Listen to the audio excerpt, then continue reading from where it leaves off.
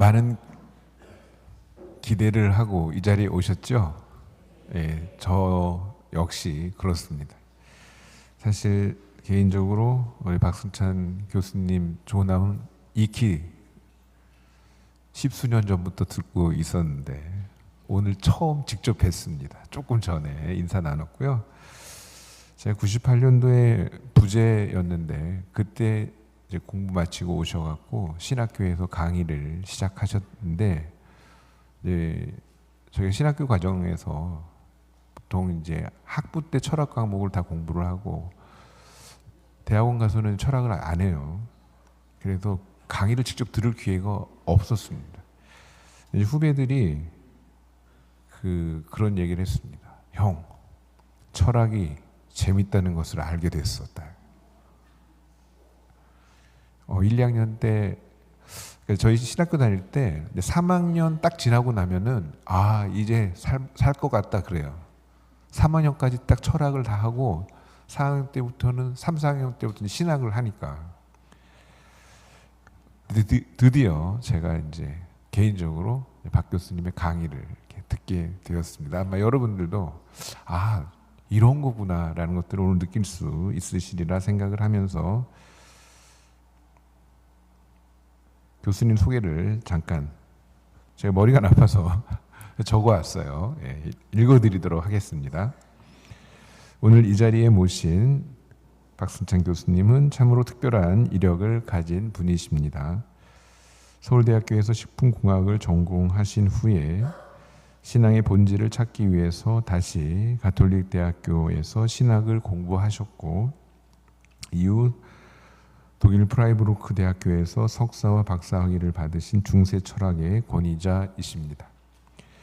가톨릭대 철학과 교수로 계시면서 김수환 추기경 연구소 소장과 한국 중세 철학회장을 역임하셨고, 사스특강 홍보 영상에서 보셨듯이 차이나는 클라스라는 TV 강연의 연사로도 다니실 만큼 대중적인 인지도도 높으십니다.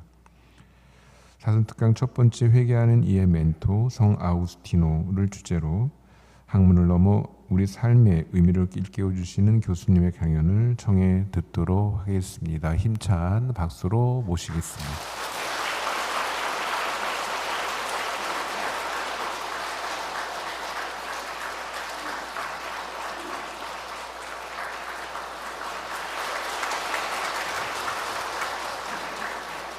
네, 마두동 성당 여러분 안녕하세요.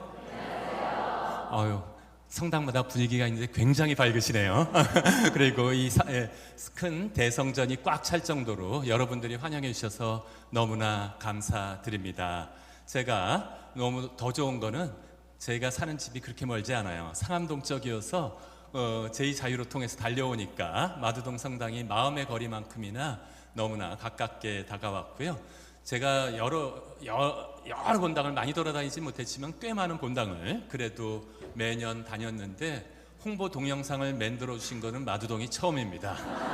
그래서 제가 아주 우리 여러모로 감사드리면서 저를 어디선가 보신 분들도 계시지만 처음 보는 분인데도 우리 처음 보는 분도 많으실 텐데 본당 신부님께서 너무나 상세하게 설명해 주셔서 덧붙일 말이 없고요. 소중한 시간들 여러분들과 나누기 위해서 본격적으로 열심히 설명해 보도록 하겠습니다. 이게 25주년 됐다는 말씀을 듣고 이제 성년으로서 쭉쭉 자라날 마두동 성당 안에서 또 다른 의미에서 사순절을 맞아서 우리들이 함께 되돌이켜보는 시간이기 때문에 사순절에 보속하기에는 철학 교수 강의 듣는 게 아주 딱 좋습니다. 네. 그래서 제가 아주 철학 방식으로 말씀을 드리면 여러분들이 5분 안에 다 주무실 수 있습니다. 그러면 피로도 풀고 좋겠지만 그래도 너무 소중한 시간을 내주셨기 때문에 제 나름대로 여러분들한테 중요한 멘토를 모셔왔으니까 그 멘토와 함께 저랑 같이 한번 회개라는 것이 무엇인지에 관해서 배워볼까 합니다. 저도 이렇게 여곳에서 이렇게 밝은 웃음을 웃고 계시지만 여러분들 일생을 살면서 정말 열심히 달려오셨어요. 그리고 진짜로 열심히 한국인들만큼 열심히 사는 사람이 없는 것 같아요. 그래서 목표를 가지고 굉장히 열심히 살아왔지만 때로는 많은 경우에 그 어떠한 걸 계속 달려나간 길에 이런 일들이 벌어지는 때가 있습니다. 제가 독일에서 10년 동안 유학을 했고요. 2년 영분열을 더 갔기 때문에 12년 동안 그곳에서 살았는데, 독일에서는 고속도로를 뭐라고 부르는지 아시는 분 계실 것 같아요. 아우토바한이라고 들어보셨죠? 이 아우토바한의 특징 중에 하나는 속도 제한이 없습니다. 차만 좋으면 180km, 200km 밟아도 차들이 알아서 비켜주지 자기가 원하는 만큼 달릴 수 있습니다. 하지만 이렇게 고속으로 달리다 보면 어떤 일이, 예기치 못한 일이 벌어졌을 때 통제할 수가 없는 경우가 많습니다. 그래서 아우토반에서는 26중 추돌 자주 일어나요. 휴가철에는 60중 추돌, 70중 추돌, 차만 믿고 안개 낀 곳을 달리다 보면 그것이 틀어졌을 때 우리들은 멈출 수 없는 경우가 있더라라고 하는 것입니다. 때로는 여러분들 같이 어떤 의미에서 정말로 조심스럽게 피해갔기 때문에 아무런 큰 사고 없이 달려나갔다고 하더라도 인생의 마지막에 가서 이분들과 같은 표정을 짓고 계시다면 행복해 보이세요? 아까 맨 처음에 웃으셨을 때 아무도 이런 표정이 아니셨는데 집에서 혼자 남으셨을 때는 이런 표정 나오는 때 있죠. 이런 표정 나오면서 정말 내가 우리 자식들과 손주들 그렇게 사랑하면서 길러왔고, 내가 그 직장에서 그 모든 일을 위해서 최선을 다해서 노력해왔는데 과연 사람들이 나의 이 수고와 고생을 알아주나 라는 느낌이 올 때 되면 너무나 정말 인생 무상, 삶의 회의를 느끼게 되는 경우들이 있다라고 하는 것입니다. 이 5분만 해도 이분보다는 나은 것 같아요. 느낌 오시죠? 정말로 나는 도대체 여태까지 이 모든 것을 달려와서 뭐를 했단 말인가 라고 하는 이 갈등을 느끼면서 상실에 부들부들 떨고 계신 분과 같은 것이 있기 때문에 현대사회라고 해서 모든 것들이 보릿고개 없어지면서 아마도 우리나라 역사상 5,000년 이래 가장 물질적으로는 풍요하지만 이 마음 안에서의 헛헛함, 삶의 의미에 대한 갈증, 이런 것들은 잘 포기하기가 어렵더라라고 하는 것입니다. 그래서 제가 한 멘토를 모셔왔습니다. 제가 감히 여러분들한테, 더 경륜도 많은 분들한테 무슨 말씀을 드리겠어요. 그래서 제가 가장 존경하는 멘토 2분 중에 한 분을 모셔왔는데, 그분이 누구다? 저 위에 써 있는 회개하는 이의 멘토 아우구스티누스라는 분입니다. 이 아우구스티누스라는 분은 옛날에 아주 오래부터 교회 다니신 분은 아우스틴 그랬던 분이에요. 우리 개신교 형제들은 어거스틴이라고 부르는 분인데, 아우구스티노 이 성인은 그리스 로마와 그리스도교 사상을, 맨 처음에 그리스도교 사상은 그리스 로마 문화권 안에서 자라났거든요. 이 두 가지 이질적인 문화를 하나로 통합한 분이었고, 저는 감히 그리스도교 최고의 스승이라고 부르고 있습니다. 왜냐하면 가톨릭의 스승은 라고 교황님이 선포하신 분은 토마스 아퀴나스가 계시지만, 그리스도교회는 가톨릭만 있는 것이 아니라 개신교, 동방정교회, 기타 여러 분파들이 있기 때문에 그 모든 사람들이 공통적으로 존경하는 분이 누구다? 바로 아우구스티누스 성인이라는 분이기 때문이고요. 실질적으로 중세의 가장 큰 영향력, 800년 동안 압도적인 스승으로 존경을 받았습니다. 하지만 아마도 그렇게 대단한 학자이기만 했다면 제가 여러분들의 특강의 주제로 삼지는 않았을 거예요. 왜냐하면 어떤 성인들은 너무나 위대하고 너무나 훌륭한 분이어서 우리가 따라가고 싶어도 따라가기 힘든 분 계세요. 대표적인 분 김대건 신부님 계시죠. 김대건 신부님 하니까 나이가 굉장히 많았을 때 돌아가신 것 같죠? 24살에 돌아가셨어요. 여러분들 손주만한 나이 또는 아들만한 나이 때 돌아가셨지만, 그분의 삶과 언어, 편지 같은 거 보면 범접하기 힘들 정도로 특별한 은총을 받으신 분이었는데, 아우구스티누스 성인의 특징은 뭐냐면 정말로 방황하신 분이세요. 우리 이렇게 열심히 살아오신 분들이 열심히 살면 자기에 관련된 일은 마음대로 되는데, 열심히 살아도 마음대로 안 되는 일이 있습니다. 그게 뭔지 아세요? 자식 농사예요. 자식 농사. 손주 농사 만만치 않습니다. 그래서 여러분들 중에서 혹시라도 자식 농사나 손주 농사 때문에 마음이 상한 적이 있으신 분이라면 제가 보장해 드릴 수 있습니다. 오늘 강연 듣고 나면 아들, 딸과 손주들이 예뻐 보입니다. 왜 그런지는 좀 이따 강연 들어보시면 알으실 것 같고요. 정말로 우리와 닮은 보통 사람이었고 직진해서 고속도로로 달려온 분이 아니라 정말로 방황하면서도 한 번도 끊이지 않고 찾아서 하느님 사랑에 도달하신 분이기 때문에 제가 이분을 여러분들에 대한 회개하는 이의 멘토로 모셔왔고요. 그분에 대한 생애부터 바로 시작해 보도록 하겠습니다.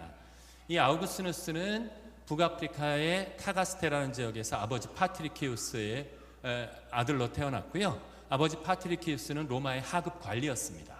북아프리카가 지금은 이슬람 지역이지만 당시에는 로마 제국의 가장 소중한 부분이었고요. 이분은 거의 들어보신 적 없다고 그래도 이분은 들어보신 분들 계실 거예요. 아우구스는 성인의 어머니는 모니카라고 하는 분입니다. 혹시라도 모니카 성녀 이름 가지고 계신 분 계신가요? 모니카 성녀의 본명을 가지신 분 잘 오셨습니다. 오늘 모니카 성녀 얘기 많이 나올 얘기고요. 혹시 아우구스누스 성인 본명 가지고 계신 분도 계신가요? 없으시네요. 더 잘 됐습니다.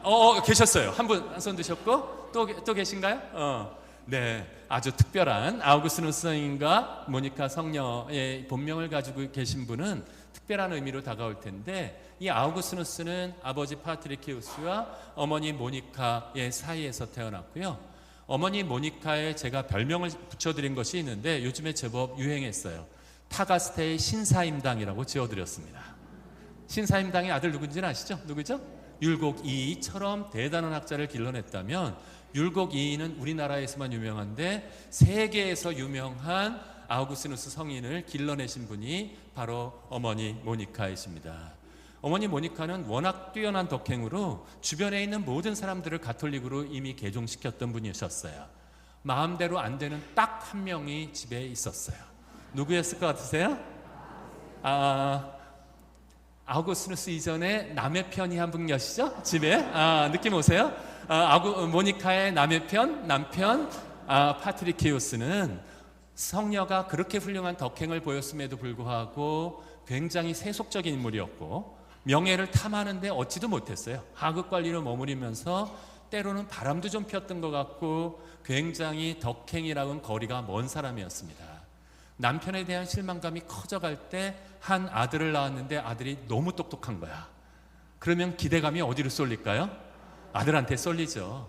그건 아버지 파트리키우스 마찬가지였어요. 매일같이 상관한테 얻어맞고 야단맞고 그러면서 다니다가 너무 똑똑한 아들이 자기한테 나왔다는 것을 알게 되자마자 이 아들을 상급관리로 만들고 싶었어요. 야심차게 아들 교육에다가 몰빵을 하고 있었는데 성공했어요. 이 아우구스누스가 어느 정도 똑똑하냐면 어머니 모니카를 따라서 성당에 몇 번 다녀왔는데 기도문을 잘 외요. 성체 성사 천년성체 교리를 시킬 필요가 없어요.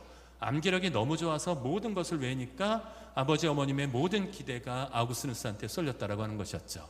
그러나 그 기대감은 오래가지 못했어요. 언제? 초등학교에 가자마자 아우구스누스는 그만 학교에 적응하지 못하게 됩니다. 왜냐하면 너무 똑똑하고 주체적인데 당시의 학교는 굉장히 권위적이었어요. 아마 여러분들 어렸을 때 학교 다니셨던 분은 저도 많이 그랬는데 제가 범생이 중에 범생이거든요. 근데 저도 자주 맞았어요. 어떤 때는 왜 맞았는지도 몰라. 선생님이 기분 나쁘면 그냥 때렸어요. 요즘 같으면 큰일 나죠. 그랬다가는 바로 찍어가지고서 동영상이 올라가서 폭력교사 이래가지고 난리가 날 텐데 당시에는 동영상도 없었고 그렇기 때문에 아주 매질 폭행이 학교에서의 폭행이 일상화되어 있었어요. 그 중에서도 아우구스누스는 여러분들 중에서 머리는 좀 나쁜데 열심히 노력하는 학생과 머리는 무진장 좋은데 아주 게으르게 뺀질거리는 학생과 선생님들이 어디에 마음이 쏠리는지는 느낌 오시죠? 열심히 하는 애는 어떻게든 도와주려고 그러는데 머리는 좋은데 뺀질거리는 애 보면 마음을 주려고 그러다가도 안 되는데 아우구스누스는 후자였어요. 아주 머리는 비상한데 딴짓을 하고 있었고 선생님한테 계속 개기다가 맞았어요. 엉덩이를 맞고 나서 집에 돌아와서 아버지한테 아버지 우쭈쭈 나 학교에서 이렇게 맞았어. 그랬더니 보통은 기대하는 게 그러잖아요. 누가 우리 귀한 아들을 때렸어 하면서 선생님 멱살을 잡아주기를 기다리면서 일렀는데 아버지는 몽둥이를 들고 너 이리 와.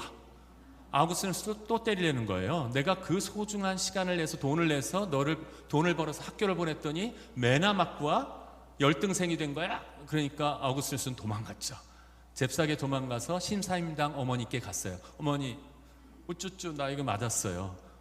당연히 뭐를 기대했다? 아가 얼마나 아팠니? 하고 안아줄 줄 알았는데 아우구스누스는 어머니 모니카의 표정이 어두워지는 걸 처음 봤어요. 아가, 학교 가면 선생님 말씀 잘 들어야 한단다. 아우구스누스는 그때 알았어요. 세상에 믿을 사람 하나도 없구나 라는 사실을 알아버렸고요. 절망하려다가 갑자기 퍼뜩 똑똑한 아이니까 생각난 것이 있었어요. 성당에 가서 그리고 어머니 모니카한테 들으니까 모든 사람이 버려도 유일하게 우리를 버리지 않는 분이 계셨다는 얘기를 들은 거예요. 누구였을까요? 하느님께 가서 이 어린 아우구스누스가 손을 모으고 기도했어요. 기도 내용은 아주 심플했어요. 제발 학교에서 매맞지 않게 해주세요. 하느님이 우리 이 소년, 이 아이 아우구스누스의 기도를 들어주셨을까요? 학교 가봤더니 또 맞았어요. 아우구스누스는 그때 정말로 실망했고 이 세상에는 정말 아래 위나 정말로 믿을 것이 없구나 라는 생각이 듣기 시작했을 때 학교에서의 실망, 하지만 아우구스누스는 대단한 영도력을 가지고 있었기 때문에 그만 엇나가기 시작했습니다. 영도력이 있었고 애들을 휘어잡을 만큼의 똑똑함이 있었기 때문에 그만 뭐가 됐냐면 타가스테의 일진 짱이 되었어요. 타가스테의 일진 짱이 되어서 사고를 치고 다니는데 고백록이라는 그의 자서전에 보면 아이의 그 사고 쳤던 이야기가 나옵니다. 그거는 서리 사건이 하나 있었는데요. 나이 지긋하신 분들은 아실 거예요. 시골에 살면 서리가 뭐 하는 거죠? 아니면 가서 참외밭이나 뭐 수박밭에 가서 하나 따가지고 도망가가지고서 걸리지 않고 먹으면 그 쾌감 때문에 하는 건데 이 아우구스누스는 타가스테에서 서리를 기업형으로 했어요. 애들을 다 모아놓고 너는 감시조, 너는 생산조, 너는 운반조 이래가지고 배나무 서리를 하는데 그냥 먹지 못할 만큼 뛰어다가 그거를 쫙 해가지고 다 갖다가 먹지도 않고 도랑에다가 쳐 박아 넣어버렸어요. 그러면서 뭐라 그랬냐면 유일하게 내 이 배서리를 한 것은 도둑질 자체의 짜릿한 즐거움이 있었기 때문이고 두 번째는 내가 남들보다 더 뛰어나다는 것을 과시하기 위한 것이었다는 것이었어요. 이런 싸가지가 어디 있어요. 이게 큰 도시에서 해서도 소문이 퍼질 텐데 타가스테아 같은 작은 마을에서 사고치던 아우구스누스의 소리는 금방 퍼져나갔고 그 주변에서 범인을 색출해서 아우구스누스가 주동자라는 말을 알고 아버지 파트리키우스와 어머니 모니카한테 다가와서 따졌어요. 도대체 아들 교육을 어떻게 시켰길래 이런 사고를 치고 다닙니까? 근데 어머니들 마음은 다 똑같아요. 뭐라고 얘기하냐면 애는 원래 착하고 똑똑한데 누구를 잘못 만나서? 아시는 것 같아. 애는 똑똑하고 착한데 누구를 잘못 만났어요? 친구를 잘못 만나서 그랬다 그랬는데 아우구스누스 케이스는 완전히 거꾸로 쓰였어요. 친구들이 착하고 똑똑한데 아우구스누스를 잘못 만나서 거의 절도범이 된 상황이었거든요.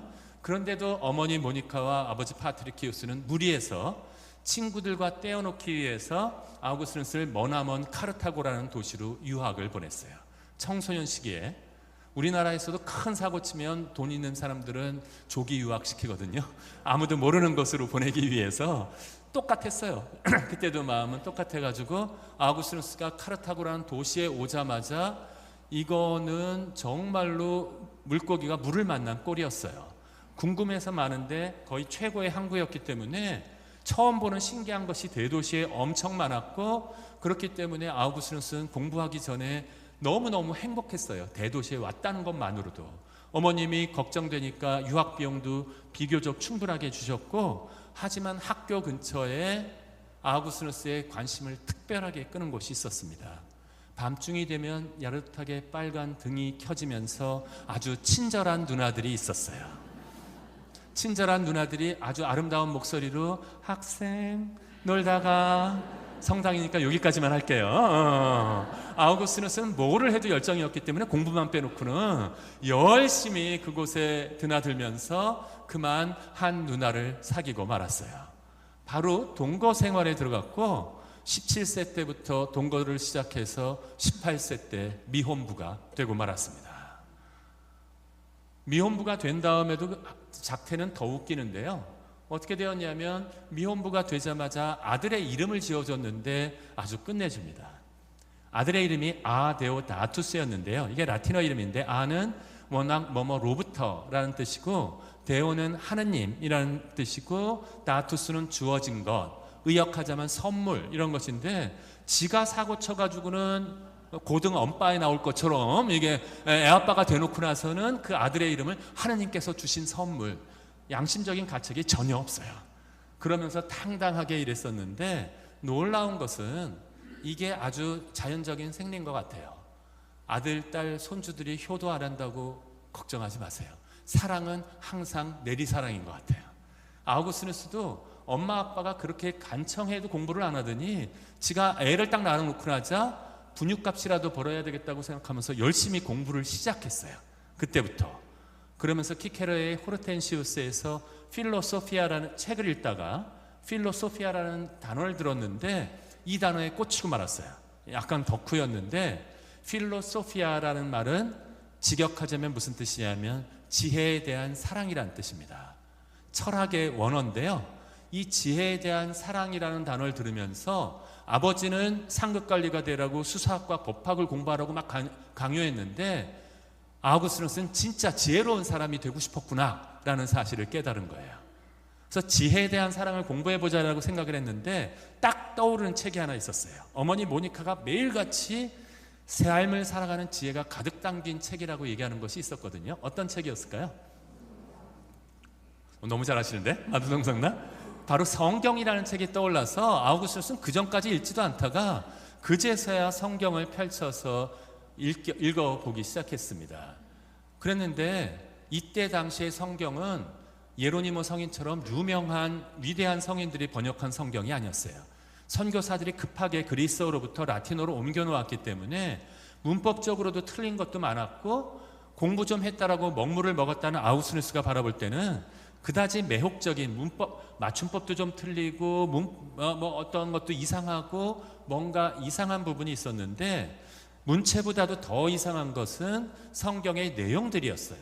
성경의 내용들이었는데 25주년이나 지냈으니까 마두동 성당 성경 퀴즈를 한번 내보도록 하겠습니다. 쉬운 문제부터 시작할게요. 긴장하지 마세요. 창세기라는 책에 보면 하느님께서 창조하신 얘기가 나오죠. 창조는 며칠 동안 이루어졌죠? 7일 동안 이루어졌지만 하루는 쉬셨으니까 실제로 창조하신 날은 6일. 진짜 문제입니다. 해와 달과 별은 며칠째에 창조되었나요? 왜 이러세요? 본당 신부님 당황하시게. 이거 처음부터 며칠째 이루어졌죠? 첫째, 둘째, 셋째, 넷째, 다섯째, 여섯째? 그 중에 하나예요. 6일 중에.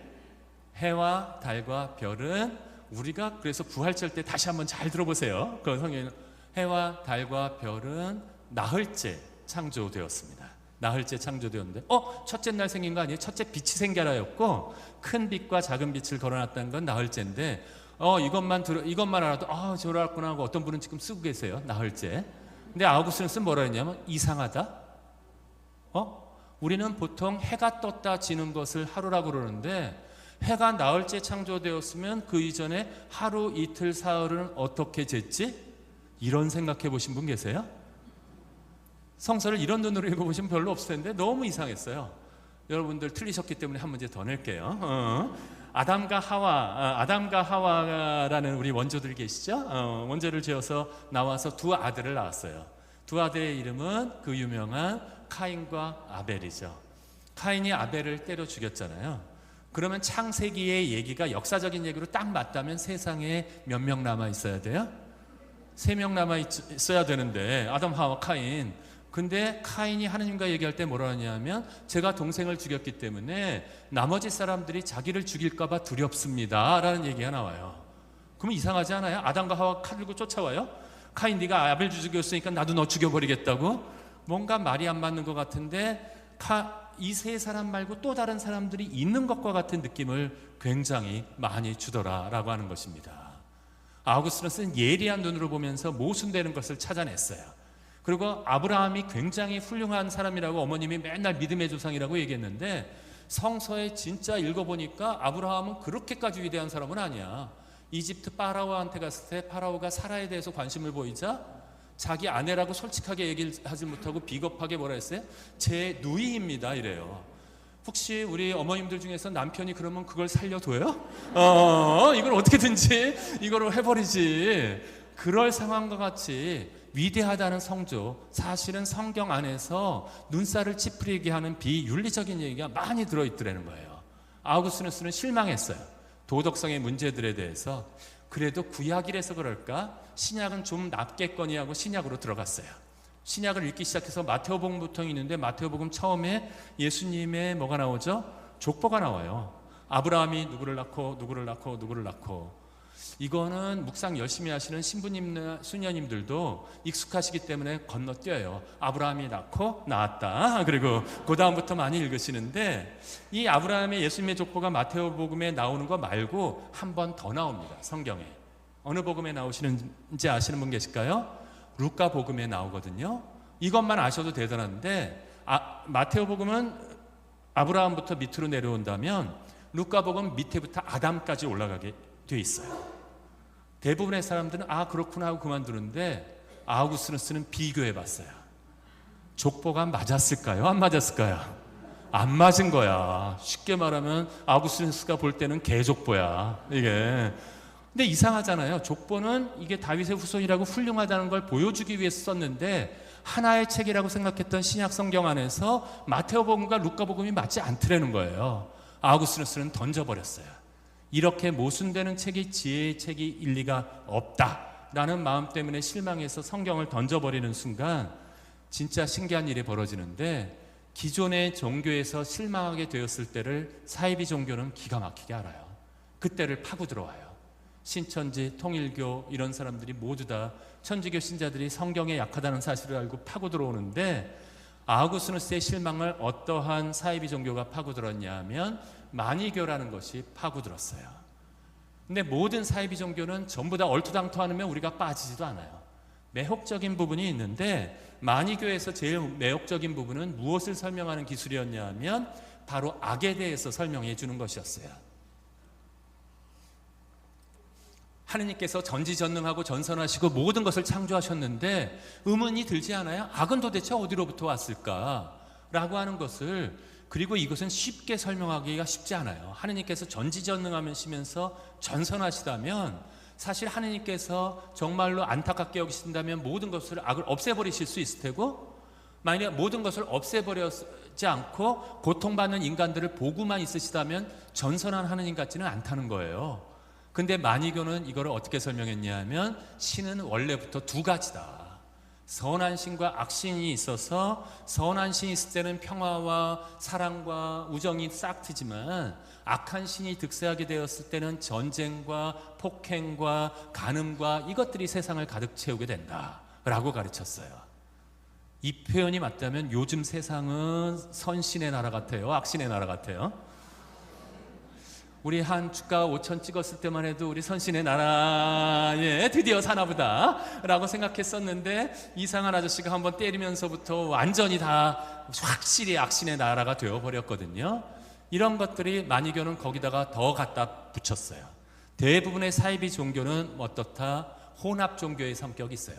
남의 종교에 좋은 거는 다 가져오거든요. 그런데 악신의 세력이 너무 세지게 되면 선신은 인간들을 사랑해서 선신의 사자를 보내줬다는 거예요. 첫 번째 선신의 사자는 인도에서 태어났다는데 어머님 옆구리에서 태어났대요. 보리수 밑에서 고진멸도 생로병사의 비밀을 깨우쳤대요. 누구시죠? 부처 시타르타가 자기네 선신의 사자라고 그랬고, 두 번째 선신의 사자는 아버지가 누군지 모른대요. 마국간에서 태어났다고 그러네요. 33살에 십자가에 못 박혀서 돌아가셨던 이분은 누구? 예수님도 자기네 선신의 사자라는 거예요. 하지만 두 분은 한 200년이나 500년밖에 악신들을 못 몰아냈고, 마지막 결정적인 선신의 사자가 나타났으니 그게 누구? 마니 자기라는 거예요. 이거랑 거의 똑같은 얘기하는 사이비 종교가 있어요. 뭐냐면 동방의 아주 아름다운 나라에 유불선을 통달해가지고 결혼식을 5,000쌍씩 한 번에 시켜버리는 그분 계시거든요. 이젠 돌아가셨는데, 또 그러더니 갑자기 그 부인이 자기는 독생녀래요. 그래가지고 요즘에 뉴스에 자주 나오죠. 이분 같은 경우는 뭐라고 외국인들이 불렀냐면 문이라고 불렀어요. 문이, 그분을. 느낌 오죠? 많이 문이 많이 짝퉁이었거든요. 그래가지고 이런 부분이 나타났는데 아우구스티누스는 근데 그럼에도 불구하고 성경을 던져버리면서 마음이 완고해져 있었기 때문에 만이교의 말이 훨씬 더 그럴듯해 보였어요. 더더군다나 어머님께 교육을 받아서 아우구스티누스는 그 아리따운 여인들이 있는 곳에 드나들면서 양심의 가책을 느끼고 있었거든요. 근데 만이교에 가서 보니까 내 탓이 아니야. 악신과 선신은 이 세상에서도 싸우지만 이 여러분들 마음 안에서도 싸울 수 있거든요. 오늘도 올까 말까 망설이신 분들 계시죠? 25주년 특강이라서 뭐 온다 그래서 왔는데 가긴 뭘까 어두운데 그냥 TV나 보지 이러신 분들. 그러는데 갑자기 본당 신부님이 오라 그러셨잖아. 그러면서 이 마음 안에서 갈등, 까만 애랑 하얀 애가 이렇게 번갈아가면서 싸우는 경우가 있는데 만일에 악신이 우리 마음 안에 들어와서 이쪽으로 잘못하는 쪽으로 끌고 갔다면 그 행위의 책임이 자기 자신에게 있을까요? 악신에게 있을까요? 신이 인간보다 더 세다면 악신에게 있다는 거예요. 똑똑한 아우구스티누스는 어떻게 알았다? 나의 모든 잘못은 내 탓이 아니었어. 누구 탓이야 그러면? 악신. 요거면 좋죠. 고백성사가 없어져요. 고백서에는 누구만 보내면 돼? 악신. 너만 들어가서 네가 다 지은 죄니까 네가 가서 다 보석 뭐 들고 이럴 텐데 이 만이교에 푹 빠졌던 아우구스티누스는 그런데도 불구하고 성직자들과 같은 선택된 자들이 되고 싶진 않았어요. 그들은 금욕적인 생활과 고기도 못 먹고 아주 금욕적인 생활을 해야 되기 때문에 그는 평신도인 청종자가 되었고 하지만 유명한 유명세는 얻고 싶었어요. 청종자, 평신도 중에 제일 높은 게 뭐였냐면 교사였어요. 만이교를 가르치는 것이었고 아우구스티누스는 그래서 세상의 삶의 의미를 발견했다고 확신했어요. 유학생활을 때려치고 고향으로 돌아가서 만이교의 교사가 되고 싶었어요. 만이교를 선포하게 교사로서 고향에 돌아갔을 때 누구의 마음이 가장 찢어졌을까요? 어머니 모니카였어요. 아버님은 이미 돌아가셨고 아마 아버님이 있었다면 또 몽둥이를 들었겠죠. 쓸데없는 짓 한다고. 어머니 모니카는 웬만한 거는 다 봐줬어요. 아데오다투스 아들을 낳았을 때도 손주로서 사랑을 베풀어 주셨지만 뭐만은 참을 수가 없었냐면 가장 소중한 하느님을 버리고 만이교의 교사가 되어서 돌아온 아우구스티누스를 집에 받아들일 수는 없었어요. 우리나라의 똑똑한 어머님들은 이럴 때 어떻게 하시죠? 아가 들어오너라. 불을 꺼라. 나는 떡을 썰 테니 너는 여태까지 공부해온 거를 글로 써보아라. 이래가지고서 완전히 기죽여서 돌려보냈을 텐데 어머니 모니카는 그 재주가 없었어요. 그래가지고 너는 우리 집에 들어오서는 안 돼 하고 내쫓아버렸거든요. 아우구스티누스는 더 좋아. 친구 집, 친척 집 다니면서 모든 사람들을 만이교를 개종시켰어요. 만이교의 교사로서의 일을 역할을 제대로 하고 있을 때 자신의 계획대로 되지 않는 일이 하나 벌어졌는데 그것이 무엇이었냐면 중마고우 중에 한 명이 그만 거의 다 만이교로 넘어왔는데 열병에 걸리고 말았어요. 그래서 이 친구가 죽음이 다가오니까 두려워서 가톨릭 교회에서 그때는 유아 세례가 없었거든요.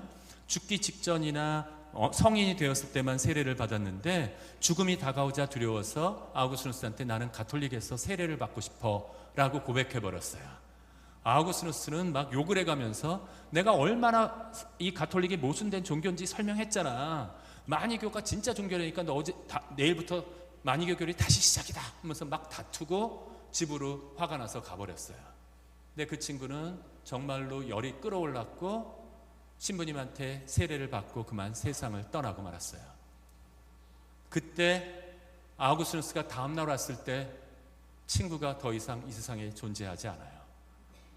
만일에 진짜로 떠날 줄 알았으면 마지막 싸우고서 끝나지는 않을 정말로 사랑하는 친구였거든요. 그리고 그가 만일에 만이교로 들어왔다고 하더라도 죽은 이후에도 다시 만날 수 있지만 이제는 가톨릭으로 되돌아가 버렸기 때문에 죽은 이후에도 만날 가능성도 없어 보였어요. 그때의 심경을 고백하는 고백록의 한 구절을 여러분들 앞에 보이시는 분들은 한 번만 천천히 읽어주시겠습니까? 네.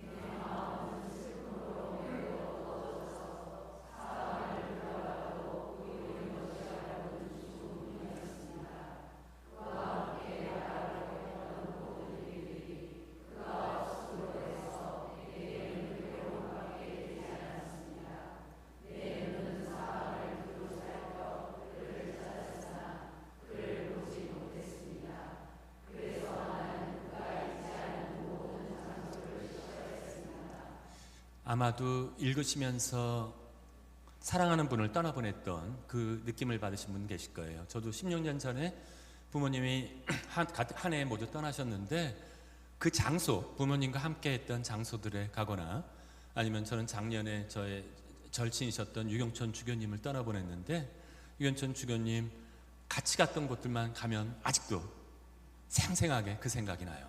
그렇게 되면 어떻게 되냐면 그 편했던 장소가 더 이상 편안한 장소가 되지 않아요. 어떤 의미에서 슬픔을 기억하는, 회상하는 장소가 되어버리는데 아우구스누스한 타가스의 고향이 그랬어요. 친구랑 같이 모든 곳을 헤맸던 곳에 이제 친구가 떠나버리고 나서 하고 나니까 정말로 그 고향이 너무나 그곳에 머무르기 힘들어졌고, 그래서 카르타고로 돌아갈 때는 더 이상 치기 어린 젊은 마니교의 교사가 아니었습니다. 이 세상에 정말 의미가 있을까라는 인간 실존이 얼마나 비참한지에 대해서 깨달았고, 정말로 이 세상에는 진리라는 것, 의미라는 건 없는 거 아니야 이러면서도 이제는 현실적인 일에 몰두했어요. 차라리 그냥 열심히 제대로 돈도 벌고 힘이나 얻어보자 하면서 그때부터 공부를 했는데 머리가 워낙 좋았잖아요. 그러니까 짧은 시간 안에 명강사가 되었고 수사학에서의 최고의 교수가 되게 되었습니다. 하지만 카르타고라는 건 공부하는 동네가 아니었어요. 워낙 그래서 어느 정도였냐면 아우구스누스가 막 강의를 하려고 열강을 하고 있는데 들어와 가지고서 막 방해를 하는 거예요.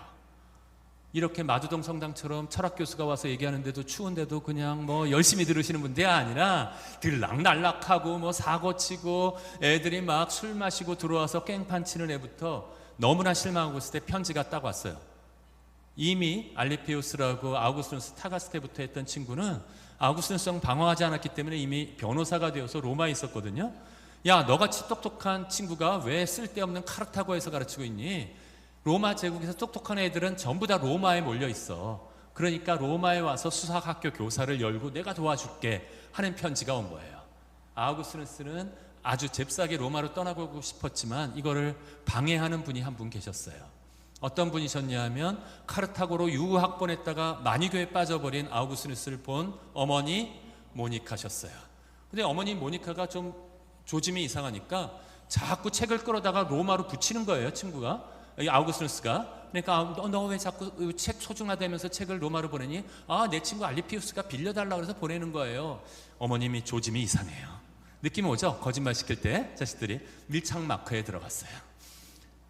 혹시라도 또 떠나서 더 잘못될까봐 아우구스누스는 거짓말까지 했어요. 엄마, 아, 내 친구가 로마로 가는데 촌스럽게 배 한 번 탄다고 부들부들 떨고 있어. 엄마가 걔를 위해서, 친구를 위해서 기도 좀 해주세요. 저 옆에 치프리아누스 경당이 있잖아요. 거기가 영험하대요. 어머님은 기도해달라는 말에 그만 속고 말았어요. 어머님이 열심히 치프리아누스 경당에서 기도하고 있는 동안에 아우구스누스는 로마 가는 배 타고 도망가 버렸어요. 진짜 나쁜 놈이죠? 느낌 오실 거예요. 제가 왜 아들에 대해 위안이 되는지.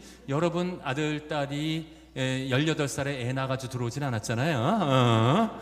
신천지에 빠져가지고 여러분들 신천지 개종하겠다고 하지 않잖아요. 그리고 어머님한테 거짓말 시키고 도망가지도 않는데 아우구스누스는 3종 세트로 다 했어요. 불효 3종 세트를 다 했고, 그러면 뭐 해요? 로마에 도착해서 아우구스누스는 이제 승승장구하게 됩니다. 로마에 와서 수사학을 가르치기 시작하니까 수사학 가르치는 로마에 들어온 분위기가 딱 지금 마두동 성당 여러분들 분위기예요. 이 딱딱한 철학 교수가 하는데 졸지도 않으세요. 열심히 화면을 보시면서 집중하고 계신데 그 정도가 아니었어요. 우리 마두동 성당은 아까 성경 퀴즈 내는데 안 맞히시던데 로마에서 그러면 해와 달과 별 나흘 막 이러고 너무 잘 맞히는 거예요. 그냥 예습이 잘 돼 있어 아주 기가 막혔는데 로마에는 또 더 기가 막힌 등록금 시스템이 있었어요. 이거 우리나라에 도입되면 아마 대박 날 텐데 혹시 교육감 선거할 때 이런 거 내면은 찍어주세요. 뭐냐면 등록금 후불제예요. 등록금 후불제, 반값 등록금도 아니에요. 학생들이 등록금을 강의를 들어보고 마음에 드는 강의만 돈을 내면 되는 시스템이었거든요. 그런데 이런 좋은 시스템도 사람들이 마음이 악해지면 남용하는 사람들이 있었어요. 로마 애들은 공부는 잘했지만 어떻게 했냐면 30일 날하고 돈을 내야 되면 28일까지는 너무 열심히 들어요. 29일, 30일을 빠져요. 왜? 불만족했다고. 그러면 돈을 안 내고 어떻게 돼? 다른 선생한테 가서 또 28일을 듣는 거예요. 만일에 이렇게 마음이 비틀어진 애들한테 법학과 수사학을 가르친다면 어떤 사람이 될까요? 법꾸라지 만드는 거예요. 아우구스티누스는 너무나 이게 갈등을 느꼈어요. 얘네들을 가르칠 필요가 있나? 라고 하고 있을 때 두 번째 삶의 의미, 교사가 되어서 의미를 찾은 줄 알았는데 또 의미에 대한 방황을 하고 있을 때 편지가 한 장 날아들었어요. 봉투부터 예사롭지가 않아요. 그리고 빨간 촌농에다 뭔가가 딱 찍혔는데 읽어보니까 임페라토르 로마노름, 로마인들의 통치자라는 게 찍혀 있는 거예요. 로마 황제로부터 편지가 온 거예요. 부들부들 떨면서 처음 받아봤죠. 당연히 열어보니까 뭐라냐면 당신을 밀라노에 있는 황실수사학교 교사로 초빙합니다. 이거는 어느 정도 된 거냐 하면 청와대 대변인과 그 교육부 총리를 합한 자리예요.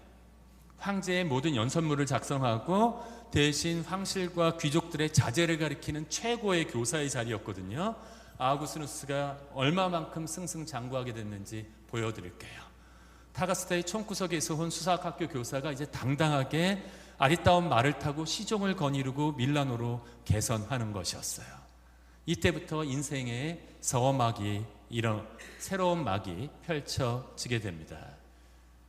밀라노에 딱 도착하니까 깜짝 놀랐어요. 밀라노에 도착하니까 쫙 젊은 친구들이 나왔는데 보니까 장난이 아니야. 옷이 다 명품이야. 명품으로 다 발라입어 가지고 와서 인사를 딱 하는데 저희 할아버님이 황제십니다. 황손도 나와 있고 저희 아버님이 원로원 의장이십니다. 원로원 의장 아들도 나와 있고 어떤 친구는 저희 아버님이 만수르입니다. 저희 집 정문에서 현관까지 2주 걸립니다. 뭐 이런 애들이 쫙 나와 있는 거예요.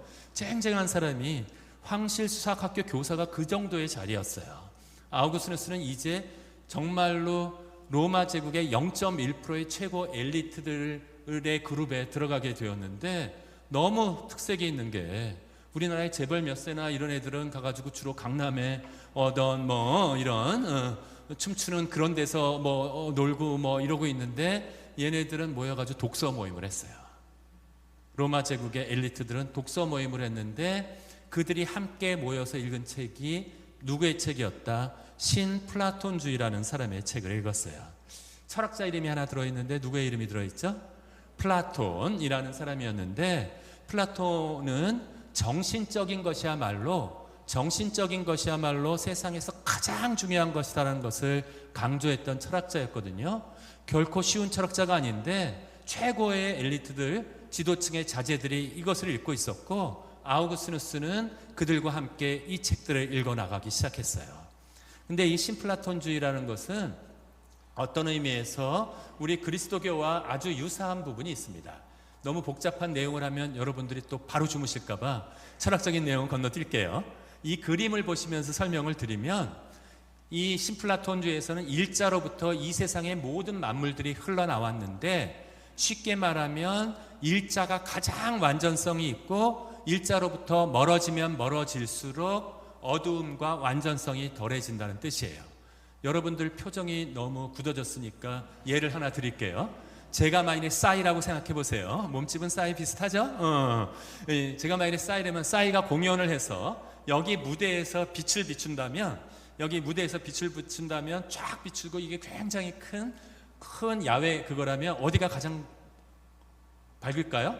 우리 신부님 앉아 계신 이 앞에 줄이 가장 밝을 테고 그 중간은 조금 더 어두울 테고 죄송하지만 저 맨 뒤쪽에 앉아 계신 분들은 어둠의 자식들이에요. 어두워서 잘 안 보이시는 이렇게 빛이 쫙 흘러나가는 것처럼 일자부터 이 밑에까지의 모든 만물들은 단계적으로 완전성이 차이가 나고 있다라고 가르쳐 주는 것이었어요. 이 일자라고 하는 분은 여러분들을 잘 아는 그리스도교의 한 단어로 바꿔놓을 수 있어요. 이 세상의 모든 것을 만들어내시고 모든 것을 창조하신 단 하나의 어떤 분이 계신가요? 하느님이라고 얘기할 수 있고 이 하느님으로부터 모든 것이 이거는 그리스도교에서 뭐라고 부르나요? 모든 피조물을 하느님께서 뭐 하셨다 그러죠? 창조하셨다 그러죠. 이 신플라톤주의에서는 이 영혼을 가진 것들은 다시 그 근원인 일자로 되돌아가려 한다, 귀환하려 한다라는 얘기를 하는데 우리들은 무슨 나라에 들어가기를 기다리나요? 하늘나라, 하느님 나라. 구조가 아주 유사했어요.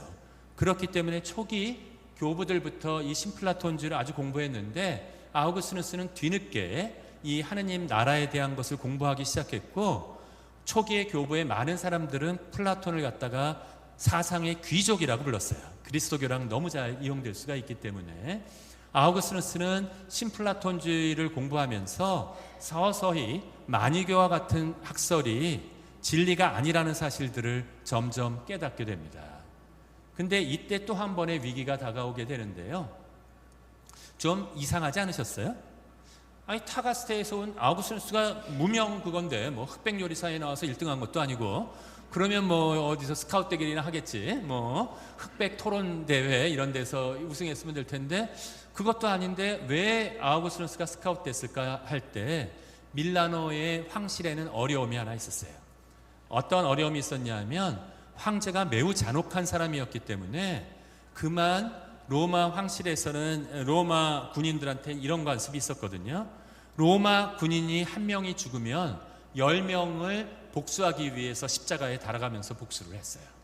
그런 관행들이 있었는데 테살로니카라는 곳에서 로마 제국에 속한 땅이었는데 거기서 폭동이 일어나면서 로마 군인 몇 명이 죽자 거의 뭐 트럼프 수준으로 한 거예요. 테살로니카에다가 로마군 정예병을 보내서 7,700명의 백성들을 학살해 버렸어요. 누구의 명으로? 황제의 명으로. 그러나 그 누구도 반박하지 못했어요. 왜? 죽인 사람이 누구야? 황제니까. 두려움에 떨어서 아무 얘기도 못하고 있을 때 한 분이 나섰어요. 바로 암브로시우스 대주교님이었는데 모든 백성들이 떠들어서 두려워서 얘기하지 못할 때 암브로시우스 대주교님은 거의 우리 옛날 독재 시절 때, 군부 독재 시절 때 김수환 추기경님이 명동 성당에서 강론하셨던 것처럼 뭐라고 설교했냐면 무죄한 자의 피를 흘린 사람은 결코 성당에 들어와서 미사에 참여할 수 없다. 미사에 참여할 수 없다는 뜻은 뭐야? 구원에서 너는 배제된다. 진심으로 회개하지 않으면 이라고 덧붙였어요. 사람들은 다 알아들었어요. 누구에 대해 하는 얘기예요? 학살의 주범인 황제를 겨냥해서 얘기했을 때 황제는 말을 들었을까요? 내가 황제인데 누가? 이러면서 성당에 들어가려고 그럴 때 황제도 당황했어요. 암브로시우스 대주교님이 나와서 문을 막아버린 거예요. 못 들어온다고. 황제가 칼을 빼서 그를 죽이려 했을 때 부하들이 말렸고, 왜 그랬다가는 암브로시우스 대주교님은 너무나 밀라노 사람들한테 존경을 받고 있었기 때문에 폭동이 일어날까 봐 두려웠어요. 그래서 황제가 그를 죽이지 못했을 때 간신들이 얘기했어요. 칼로 죽이시면 절대로 안 됩니다. 암브로시우스의 권한이 어디로부터 옵니까? 말로부터 옵니다. 그의 뛰어난 강론으로부터 오니까 말로 죽이셔야 합니다. 그래서 뽑혀온 게 누구다? 암브로시우스 대주교를 말로 죽일 아우구스누스였던 거예요. 아우구스누스가 독설가고 워낙 연설을 잘했으니까 그를 죽이라고 아우구스누스를 불러왔는데, 아우구스누스와 암브로시우스 대주교님은 완전히, 그러니까 어떤 의미에서는 정적인 거죠. 근데 딱 만났는데 아우구스누스는 놀라고 말았어요. 암브로시우스 대주교도 틀림없이 알고 있는데 자기를 저격하러 온 저격범인 줄 아는데 만나면서 아버지가 아들을 대하듯이 환하게 맞아서 그를 인품으로 다 감화시켰어요. 그러나 아우구스누스는 콧방귀도 안 껐죠. 그럼 뭐해? 그리고 아무리 설교를 잘한다고 해도 뭐해? 호박에다가 줄 근다고 수박 되냐? 무슨 뜻이야? 성경이 모순적이라는 거죠. 모순적인 얘기를 아무리 좋은 말로 떠들어도 소용없다라면서 자신감 있게 얘기하는데, 그만 어느 날 친구들이 암브로시우스의 설교를 막 칭찬하기 시작했어요. 나 지난 주일날 설교 들었는데 너무 감동적이었어. 눈물 막 났어. 그래서 설교했다고 얘기하니까 그래도 속으로 비웃고 있었는데 어떤 친구가 그런 거예요. 수사학적인 능력은 얼마나 또 뛰어나시니? 무슨 단어가 나왔어요? 수사학. 아우구스누스는 자기가 로마에서 수사학 제일 잘해서 불려온 줄 아는데 자기를 아는 친구들이 자기 수사학을 칭찬 안 하고 누구의 수사학을 칭찬해? 암브로시우스의 수사학을 칭찬하는 거예요. 줄여서 말하면 아수사학을 칭찬하지 않고 암수사학을 칭찬하는 거야. 이건 못 참지. 아우구스누스가 그래가지고는 그만 호랑이를 잡으러 호랑이 굴로 들어갔어요. 무슨 뜻이다? 밀라노 대성당에 설교를 들으러 간 것입니다. 여기서 움직이지, 거 봐요. 중요한 얘기 나오니까 잘 들으라고 강조하잖아요. 그래서 여기서 움직이지 말라 그랬지만 요거는 잠깐 옆으로 움직여서 보여드리겠습니다. 이 아우구스누스가 밀라노 대성당에 갔을 때는 여기 안 보이시는 분은 상상하세요. 딱 가가지고는 성당에 가서 미사 드리러 간 자세가 아니었어요. 다리를 척 뻗고 떨면서 지가 설교를 잘하면 얼마나 잘하겠어 이러면서 건방지게 앉아 있었는데, 암브로시우스 대주교님이 딱 설교대에 올라가셨거든요. 쫙 얘기하기 시작하는데 진짜 깜짝 놀랐어요. 자기 같은 수사학자도 잘 모르는 유명한 고전들을 쫙 얘기하는 순간 어느 순간 다리부터 꽁다리부터 풀었어요. 어쭈 공부 좀 했는데 라고 얘기하는데, 암브로시우스 대주교는 차분하게 얘기하면서 그 설교들을 이어갔는데, 그 설교의 내용은 우리들도 이미 잘 아는 이야기였어요. 아브라함이 이삭을 바치는 그런 얘기였는데요. 근데 우리 주일학교를 열심히 다닌 신자들이 가끔 착각하시는 건 뭐냐면, 아브라함이 이삭을 바치러 갔을 때 아브라함의 마음이 어땠을까요? 하나님의 명령을 따르는 기쁨에 넘쳐 있었을까요? 주일학교 많이 다닌 사람은 이러고 간 줄 알아요. 아브라함이 믿음의 조상 아브라함은 이삭 빨리 바쳐서 믿음의 조상 돼야지 이러고 갔을까요? 아브라함이? 아니잖아요. 정말로 아들을 바치나 정말로 가슴이 찢어지지만 하나님의 명령이 때문에 갔을 텐데, 암브로시우스는 그 마음을 일깨워 주는 거예요. 여러분들 자녀들이 아팠을 때 어떤 마음을 품으십니까? 정말 대신 아파주고 싶지 않으세요? 정말 대신 아파주고 싶고 너무나 안타까운데, 아브라함도 똑같은 마음이었습니다. 그 얘기를 듣는 순간 벌써 어머님들은 우세요.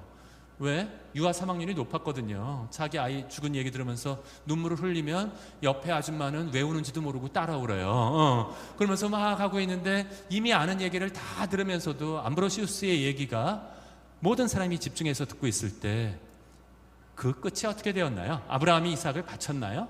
아니죠. 천사가 말렸고 그 옆에 있는 어린 양을 데려다가 대신 바쳤다는 얘기가 나오거든요. 암브로시우스 대주교의 진짜 강론은 거기부터 시작됐어요. 그런데 아브라함은 이삭을 바치지 않았는데, 자신의 소중한 아들을 우리를 위해서 실제로 바치신 분이 계십니다. 누구실 것 같으세요? 십자가 상에서 자신의 아들을 우리 죄인들을 위해서 내주신 하느님의 얘기를 하면서, 그렇기 때문에 아브라함의 이삭 제사는 우리가 이 미사 제대에서 바치는 예수님을 바치는 그 제사의 예표, 예형입니다. 미리 보여주는 교훈입니다 라고 알려준 거예요. 아우구스누스는 머리를 망치로 꽉 맞는 것 같았어요. 지는 성서를 읽고 문자 그대로 비교를 해보면서 내가 똑똑하다고 자기가 기준이 되어서 성서를 다 읽고 있었는데, 그 뒤에 영적인 의미, 숨겨진 더 깊은 의미가 있다는 사실을 그때부터 아우구스누스는 처음 알게 된 것입니다. 다음 주일부터 제일 앞에 앉아서 설교를 듣는 것은 아우구스누스였어요. 설교를 들으면 들을수록 근데 아우구스누스의 마음은 점점 더 슬퍼졌어요. 아까 이 상태가 되어버렸는데 왜 그랬냐면, 자기는 얘기를 들으면 들을수록 암브로시우스 대주교님이 옳은 사람이라는 걸 알고 있는 거예요. 월급은 어디서 받아요? 황제한테 받고 있어요. 살인자 황제의 이야기를 감언이설로 모든 백성들을 속이는데 써야 하는 결과가 나왔다는 거예요. 이 갈등이 시작하고 있을 때 또 다른 어려움이 나타났어요. 갑자기 어머니 모니카 어디서 사라졌나요? 카르타고의 치프리아누스 경당에 넣어놓고 도망왔잖아요. 그리고 로마로 왔다가 밀라노까지 왔는데, 그때까지 어머니 모니카는 아우구스누스가 어디로 떠난지도 몰랐어요. 수소문 끝에 로마로 왔더니 또 마라도로 옮겼어도 아니라 밀라노로 옮겼대요. 밀라노까지 쫓아와서 아무리 신사임당이지만 화가 여기까지 도달했는데, 딱 아우구스누스를 보는 순간 화가 눈 녹듯이 녹아내렸어요. 왜? 너무 훌륭한 황실수사학교 교사가 돼 있는 거야. 그런데 여러분들, 우리가 죄를 지어도 이해가 되는 게, 성녀 모니카도 실수를 하는 때가 있는 거예요. 너무나 아들이 훌륭해서 하는데 보니까 아들의 앞길을 막는 여인이 하나 옆에 붙어 있는 거야. 누구였을까요? 아데오다투스 엄마가 신분이 낮기 때문에 아우구스누스랑 결혼할 수 없었어요. 왜냐하면 로마법에 따라서 신분이 낮은 여자랑 결혼하면 신분이 그걸로 떨어져 버리거든요. 그러니까 그만 막장 드라마가 돼버렸어요. 모니카는 13년 동안 살았던 아내를 내쫓아 버렸어요. 그리고 욕심을 부려서 약혼녀를 새롭게 찾았는데, 갑자기 귀족 약혼녀를 어디서 찾아요? 귀족의 딸을 찾은 게 뭐다? 귀족의 딸이긴 했는데 몰락해가는 귀족의 딸을 찾았는데 그 아이의 나이가 10살이었어요. 아우구스누스가 아무리 욕정이 강해도 변태는 아니잖아요. 이거 뭐 아우구스누스의 갈등은 마음속에서 더 커지기 시작했고, 아우구스누스는 또다시 방황하는 길로 들어서게 됩니다. 홍등가도 가고, 하지만 어떤 것도 그를 만족시킬 수 없었어요. 그러던 어느 날 아우구스누스가 마음에 너무 갈등이 커서 술을 이렇게 많이 마셨어요. 진짜 아까 그 상실을 하고 있을 때 너무 갈등이 느껴가지고서 술을 막 마시고 밀라노 거리를 걷는데 저쪽에서 어떤 분이 나타나셨어요. 그 서양 거지를 모셔야 되는데 없어서 그냥 동양 거지 모셔왔어요. 저 나이 되면은 뭐 동양이나 서양이나 다 비슷해. 근데 저 양반이 저기서 노래 부르면서 온 거야. 이래도 한 세상, 저래도 한 세상 하고 웃는데, 나는 황실수사학교 교사야, 월급도 많어, 명예도 있어, 권력도 있어, 모든 것이 있는데 지금 미칠 것 같이 하나도 안 행복한데, 저 사람은 적어도 이 술 취해 있는 동안은 행복하다는 거예요. 아우구스누스도 알아요. 술 깨고 나면 이 사람의 행복은 진짜 행복이 아닌 걸 알지만, 적어도 거지는 가진 것이 없기 때문에 그걸 잃을까 봐 거짓말을 할 필요도 없어요. 근데 자기는 어때요? 내가 가진 거를 잃을까 봐 지금 거짓말을 하고 있는 거예요.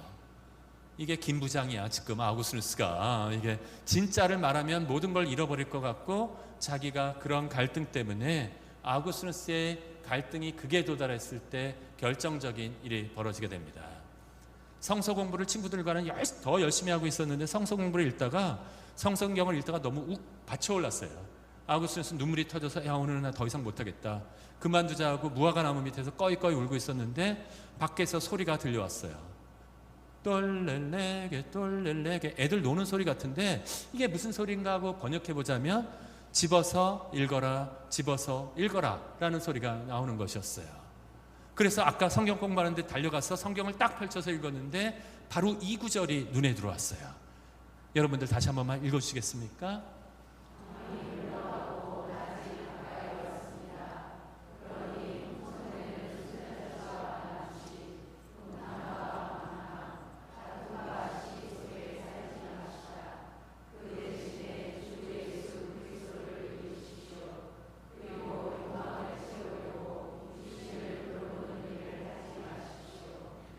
여러분들이 이렇게 잔잔하게 읽어가셨는데, 아우구스누스는 이것을 읽는 순간 누군가가 자기 척수에다 새겨넣는 것 같았어요. 소름이 쫙 끼치면서 주 예수 그리스도를 입으십시오, 그리고 욕망을 채우고 육신을 돌보는 일을 하지 마십시오가 하나님께서 자신에게 직접 명령을 내리시는 것이다 라는 느낌을 가지게 되었던 것입니다. 이것이 아우구스누스의 극적인 회개의 장소였고, 그 이후에 아우구스누스는 모든 직장인의 꿈을 실현했어요. 뭐예요? 사직서를 가져가서 황제 앞에 던져버렸어요. 나 안 해, 수사학교 교사. 그리고 나서는 어머니께 뭐라고 고백했냐면, 이제 제가 세례를 준비하고 그리스도교의 교사로서 평생을 살아가겠습니다. 잠시 딴 마음 품었던 모니카도 너무나 기뻤어요. 6개월 동안의 세례 준비 기간을 가졌고, 그렇다면 여러분 같으면 누구에게 세례를 받고 싶으실 것 같으세요? 암브로시우스 대주교님께 세례를 받고 싶을 텐데 어떻게 됐나요? 실제로 암브로시우스 대주교님께서 아우구스누스에게 세례를 주셨고, 아우구스누스는 어머니 모니카와 함께 타가스테로 돌아가서 수도 공동체를 이루게 됩니다. 이런 과정을 통해서 회개한 아우구스누스가 우리한테 어떠한 의미에서 가르침을 주었는지를 배우게 될 텐데, 그 직전에 어머니 모니카의 역할 다시 한 번만 좀 집중해서 보았으면 좋겠습니다. 아까 모니카 성녀 얘기 본명 가지신 분은 더 열심히 들으면 좋은데, 모니카는 자주 꿈을 꿨어요. 그러다가 아우구스누스가 만이교에 빠졌을 때 갈등을 느껴서 더 자주 꿈을 꿨는데, 하루의 꿈에는 천사가 나타나 있는데 자기는 커다란 널빤지 같은 것, 우리 널뛰기 하는 널빤지가 2개가 있는데 자기는 이쪽 널빤지에 서 있고 아들은 저쪽 널빤지에 서 있는데, 천사가 이렇게 얘기하는 거예요. 지금은 각자 다른 널빤지에 있지만 어느 날 제대로 날이 되게 되면 내 아들도 내가 서 있는 널빤지에 와서 서 있을 것이니까 너무 애통해하지 말라는 위안의 말을 해주었어요. 너무 생생해서 아우구스누스한테 남의 집에서 만유교 선교하고 있는 아우구스누스한테 쫓아가서 얘기했거든요. 그때 아우구스누스는 뻔뻔하게 이렇게 얘기하는 거예요. 거봐요. 만유교의 선신이 보내서 어머님도 나와 같은 곳으로 오라고 지금 계시를 주신 거예요. 그때 어머니 모니카가 벌컥 화를 내면서 분명히 얘기했다. 내가 너 있는 판대기로 가는 것이 아니라 내가 서 있는 판대기로 온다고 얘기했다는 거예요. 하도 이상해서 암브로시우스가 어머니가 이렇게 화내는 모습을 처음 봤기 때문에 메모해 놓은 것이 있었어요. 그게 고백록에 여기에 실려 있는데, 그래도 아우구스누스는 돌아오지 않았어요. 천사의 말이 맞지 않는지 어쩔 수 없이 자기 말을 듣지 않으니까 주교님께 쫓아갔어요. 타가스에 있는 주교님께 쫓아가서 제발 아우구스누스를 갖다가 꾸짖어서 제 말도 듣지 않으니까 되돌아오라고 그랬을 때 주교님은 알고 계셨어요. 지금 이 상태에 눈이 멀어 있는 아우구스누스한테 얘기해봤자 돌아오지 않을 것을 아니까 어머님 기다리시면 다 돌아올 겁니다. 마치 어머니 모니카는 주교님한테 이수일과 심순애라고 혹시 아세요? 옛날에 이 더러운 손을 놔라. 주교님이 그래도 안 놔요. 어머니 모니카가 수단자락을 하도 오래 붙잡고 있으니까 주교님이 솔직하게 자기 과거까지 고백했어요. 사실은 나도 만유교에 한번 빠져봤었는데 저도 제 스스로 책을 읽고 나서 그것이 오류에 빠졌다는 걸 알고 돌아왔으니까 어머님의 아들 아우구스누스는 훨씬 더 똑똑하니까 반드시 돌아올 겁니다 라고 약속했지만, 희망의 말까지 해주셨지만 어머니 모니카는 수단자락을 놓아드리지 않았어요. 마지막으로 주교님이 한 말이 유명하게 알려지고 있는데, 주교님께서 어머니께 뭐라 그랬냐면, 같이 한번 읽어보실까요? 이렇게 흘리는 눈물의 자식이 망할 리 없습니다. 다시 한번요. 이렇게 흘리는 눈물의 자식이 망할 리 없습니다. 어머님의 기도를 하느님께서 반드시 들어주실 것이다 라는 약속을 타가스테의 그 주교님을 통해서 들려주셨고요. 이제 그 어머니 모니카가 베풀어 주셨던 그 사랑으로부터 아우구스누스는 한마디로 요약하자면 고백록에 담겨있는 이야기들을 사랑의 윤리학이라고 얘기할 수 있는데, 그것은 이 말 하나에 압축되어 있습니다. 빨간 문장, 빨간 글씨로 써 있는 문장 저랑 같이 한번 읽어주시죠. 사랑하시오. 그리고 당신들이 원하는 것을 하시오. 그 밑에 문장이 라틴어 원문인데요. 제가 유창하게 읽어드릴 테니까 여러분들 번역하세요. 위에 Dilige et quod bis fac. 사랑하시오. 그리고 당신들이 원하는 것을 하시오. 근데 여기까지만 듣고 벌써 특강 들은 지 1시간 됐고 1시간 반 안 되는데 나 너무 춥고 그래서 집에 갈래, 졸려, 이러고 가시면 부작용이 날 수 있어요. 이게 어떤 부작용이 날 수 있는지 잠깐 말씀드릴 테니까 조금만 참으시고 한 10분이라도 요거 부작용 나는 이야기만 좀 듣고 가시면 좋을 것 같은데, 사랑하시오. 그리고 당신들이 원하는 것을 하시오. 우리가 이제 선거가 90일도 안 남았어요. 83일인가 선거가 남아있는데, 선거 때만 되면 정치가들이 꼭 어디를 찾아와요. 시장을 찾아오고 어디를 찾아와서 뭐 봉사한다 그러고 뭐 염전에도 가고 뭐 이러고 뭐 열심히, 그래서 먹지도 않던 시장에 와서 모두 막 먹고 막 이러는데, 한 번은 15년쯤 된 것 같아요. 15년쯤 전에 신문에 이게 났어요. 에스모 앵커 진선미를 갖춰. 에스모 앵커가 누구였냐면 9시 뉴스를 하던 그때는 공중파밖에 없었기 때문에 모든 국민들이 아는 앵커가 어디에 나타났냐면 서울의 한복판에 있는 공중 목욕탕에 나타났어요. 혹시 공중 목욕탕 가서 앵커 만나신 분 계세요? 우리 개그우먼도 잘 못 만나는데, 그런데 사람들은 다 아니까 앵커는 여자 앵커 정도 되려면 아름답고 똑똑하니까 앵커는 된 건 알았는데, 사람들이 공중 목욕탕에서 만나보고 깜짝 놀란 거예요. 수도분하게 맏며느리처럼 할머니들의 때를 물어보면서 얘기를 하도 잘하니까 하도 그 미담이어서 그게 퍼지면서 신문에까지 에스모 앵커 진선미를 갖춰 라고 나왔어요. 미담이죠. 좋죠? 근데 한 달 후에 사람들이 눈살을 찌푸렸어요. 왜 찌푸렸냐면 한 달 후에 그 사람 남편이 그 동네 국회의원으로 출마했어요. 느낌 오시죠? 이게 사랑이어서 할머니들이 좋아서 온 것이 아니었어요. 뭐야? 표 얻으러, 표를 목적으로 해서, 하지만 결과는 좋았잖아요. 할머니들이 기뻐했고 모든 것들이 그랬으니까 좋은 것이었지만, 아우구스누스는 이런 건 윤리적이고 좋은 행위가 아니라는 거예요. 뭐가 근본적으로 빠져 있어요? 사랑이라는 게 근본적으로 빠져 있기 때문에 사랑이 없는 행동은 아무리 좋은 결과가 나왔다라고 하더라도 그것은 진정한 의미에서 칭찬받을 만한 행위는 아니다라고 일관한 것이었습니다.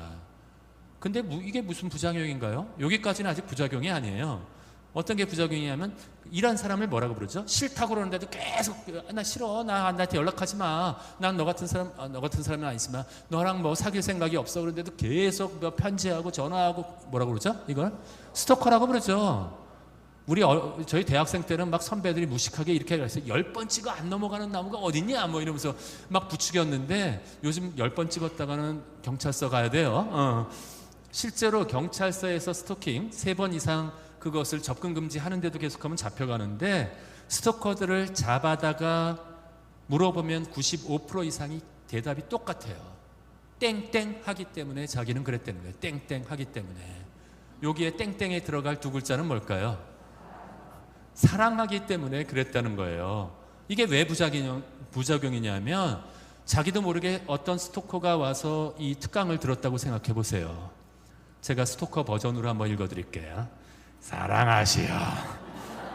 그리고 당신들이 원하는 것을 하시오. 이게 무슨 뜻이다. 아우구스티누스의 사랑의 윤리학이 스토커의 헌장이 될 수 있다는 거예요. 이게 뭐 사랑한다라고 이 사랑하는 이름으로 무조건 하면 이게 모든 옳은 일이 되느냐? 그렇게 이상한 사람들만 부작용이 나는 게 아니에요.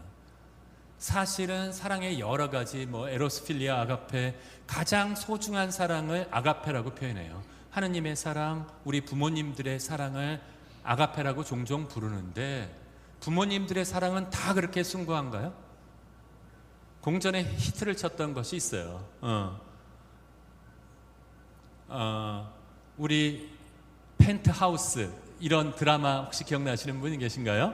그리고 또 다른 거 하나 있었죠. 어떠한 이 모든 의미에서 어머님들의 사랑이 가장 소중하다라고 얘기하면서도 때로는 어머님들의 사랑도 자식들을 얼마든지 왜곡시킬 수 있다는 거예요. 이거를 어머님들이 자식들을 그대로 만들려 하는 경우 드라마에서 그래서 막 나타나잖아요. 그래서 아들이 막 나중에 막 소리쳐요. 엄마, 나는 엄마 때문에 이렇게 됐어. 뭐 이렇게 막 엄마 때문에 했고, 때로는 엄마의 그걸 누리지 못해서 정신 이상이 생기는 애들, 때로는 아들 때문에 어머님이 자살하는 이야기 드라마에서 자주 나게 되는데, 모든 사랑이 그렇게 아름답게 끝나지 않기 때문에 아우구스티누스는 이런 질문을 던집니다. 어떠한 종류의 사랑이 인간의 행위를 윤리적으로 만들 수 있는가? 사실은 딱 기억하실 공부 내용은 요거 하나인데요. 아우구스티누스는 사랑을 일단 먼저 두 가지로 구분했습니다. 첫 번째 사랑은 사랑하는 대상을 목적으로서 사랑하는 것이고요. 두 번째 사랑은 사랑하는 대상을 수단으로서 사랑하는 것인데, 다른 목적을 위한 첫 번째 목적으로서 사랑하는 것을 아우구스티누스는 프루이, 향유라고 불렀어요. 프루이는 여기서 프루이툼, 프루츠, 즐길 만한 것, 과일이라는 단어가 나왔는데, 향유 하는 것은 사랑하는 대상을 무엇으로? 목적으로. 사용이라고 하는 것은 사랑하는 대상을 다른 목적을 위한 수단으로 사랑하는 것입니다. 라틴어는 사용은 우티라고 그러는데요. 여기서 utilize 나왔으니까 기억하시기 좋을 것 같은데, 이 자리에서 한번 같이 외워보죠. 사물 자체를 목적으로서 사랑하는 것은 향유, 그 외의 목적을 위한 수단으로서 사랑하는 것은 사용. 직관적으로 바라보면 어떤 게 진짜 사랑에 가까울 것 같으세요? 향유가 더 가까울 것 같은데, 예민하신 분들은 절반 이상은 대답을 안 하셨어요. 뭔가 이상하다. 아우구스티누스는 뭐라 그러냐면 그때 달라요 이러는 거예요. 이 정도 되면 짜증나죠. 구분을 하지 말든지 지금 열심히 읽고 사진 찍고 다 외워놨는데 그때 다르다면 아무렇게나 해도 된다는 얘기인가? 그 뜻은 아니에요. 대상이 무엇인지에 따라서 어떤 것들은 향유해야 하고 어떤 것들은 사용해야 한다는 뜻인데, 여기서 바로 신플라톤주의에서 배운 것을 아우구스티누스는 쓰게 됩니다. 신플라톤주의에서 여러 단계가, 완전성의 단계가 있었다 그랬잖아요. 그거를 존재의 질서라고 부릅니다. 가치의 질서라는 것은 윤리적인 질서, 우리가 행위할 때 따라야 되는 질서인데, 아우구스티누스는 뭐라고 얘기했냐면 가치의 질서는 존재의 질서를 따라야 한다. 어렵죠? 철학자들은 맨날 이렇게 얘기해요. 쉬운 내용도 어렵게 얘기하지만 있어 보이니까 제가 좀 더 손쉬운 말로 한번 예를 들어가면서 설명을 드려 볼게요. 이 전체가 존재의 질서가 저렇게 많은데 인간은 어느 정도 위치를 차지하고 있나 한번 찾아보실래요? 이 존재의 질서 중에서 인간은 여기 있죠.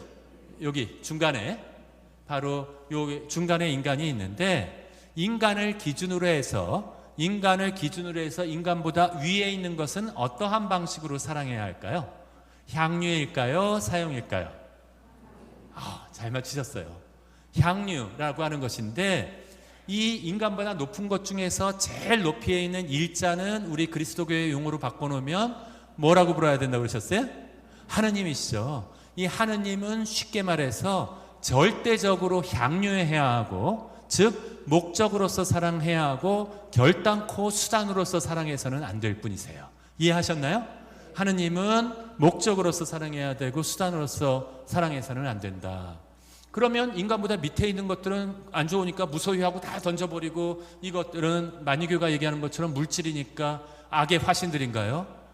그리스도교에서는 아니에요.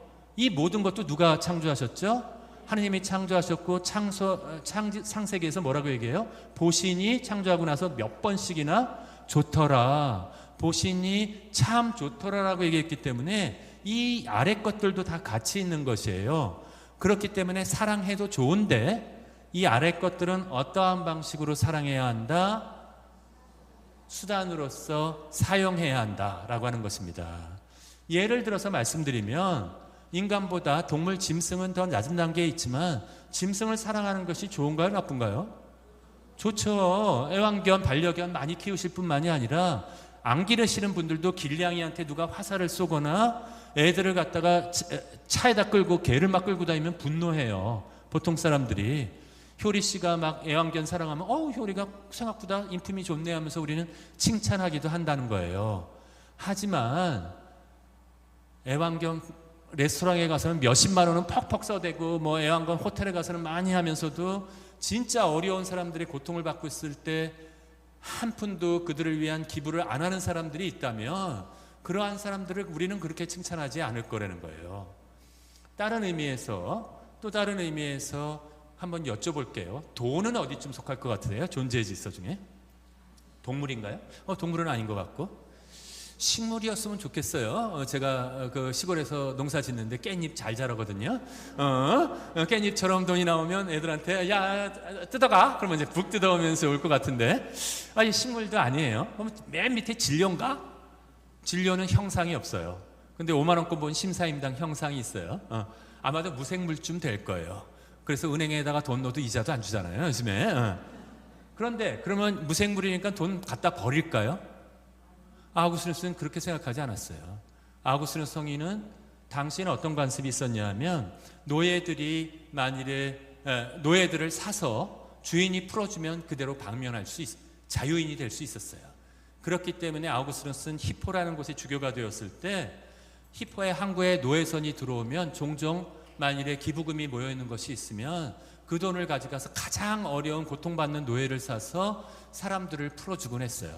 근데 어느 날 노예선이 들어왔는데 너무 눈을 뜨고 볼 수 없을 정도인데 주교자 성당에 그 자선 기금 냄비가 텅텅 비어 있었어요. 뭐라고 한테냈냐면 자신에게 만일에 금으로 만든 성작이 있다면 그것을 팔아서라도 저 사람을 도와주고 싶다라고 얘기했어요.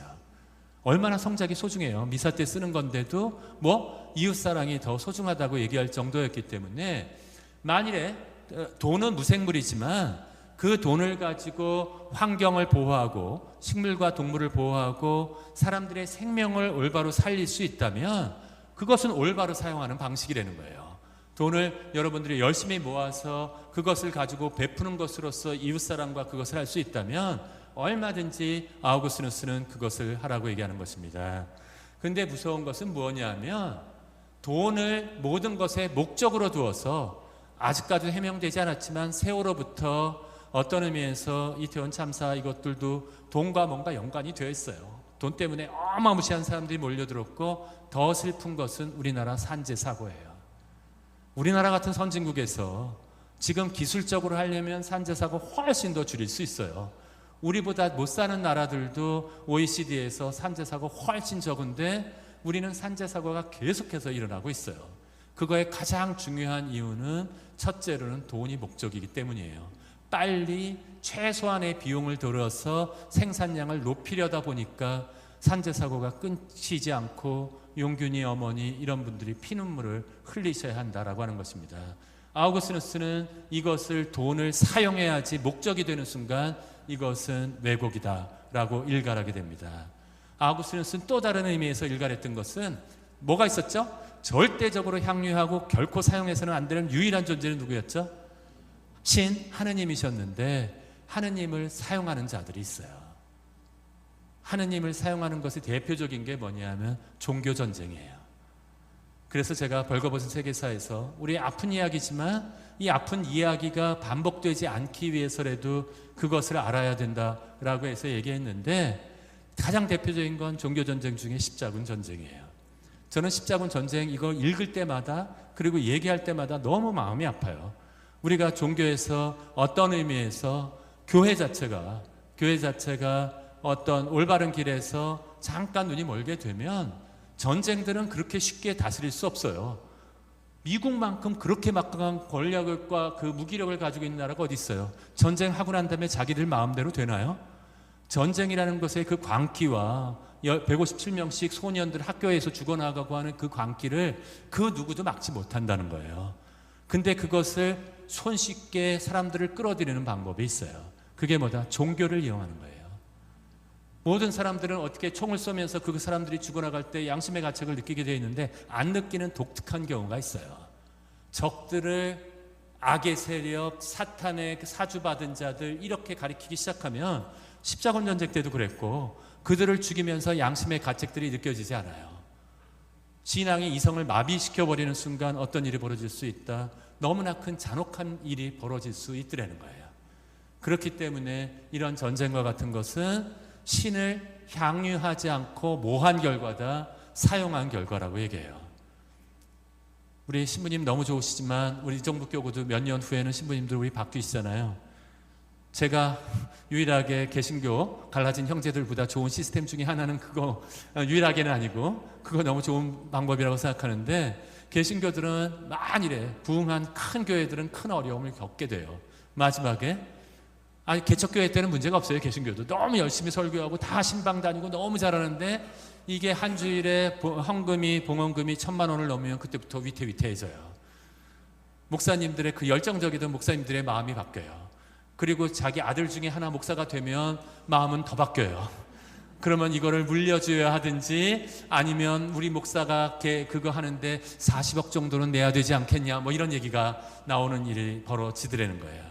저는 이 정도 되면 저는 뭐라고 생각하냐 하면 그분들의 뛰어난 설교는 신을 향유하는 것이 아니라 사용하는 위험성에 빠져 있다라고 하는 것입니다. 하지만 꼭 개신교의 문제만은 아니에요.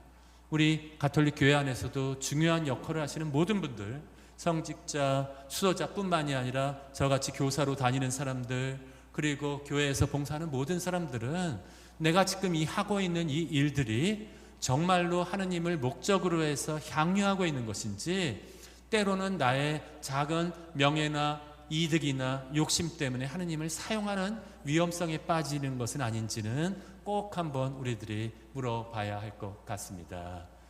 우리 모니카라는 역할 모델 그리고 아우구스투스라는 역할 모델을 통해서 어떻게 하면 회개할 수 있는지에 관해서 저희들이 좀 배우는 시간이 되었기를 바라고요. 어머니 모니카는 마지막으로 고향으로 돌아오다가 고향에 돌아오지 못하셨어요. 오스티아 항구에서 돌아가시게 되는데 제가 오늘 너무나 열심히 들은 어머님들께 아버님들께 하나 중요한 충고 드릴게요. 갑자기 애들이 너무나 철이 들어서 효도하는 경우가 있어요. 막 효도를 하는 경우가 있어서 감동이 막 북받쳐 오르거든요.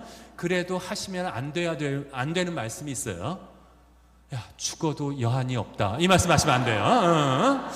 이 말씀 하시면 안 되고 그거랑 비슷한 표현 중에 하시면 안 되는 게 원이 없다. 이것도 안 되세요.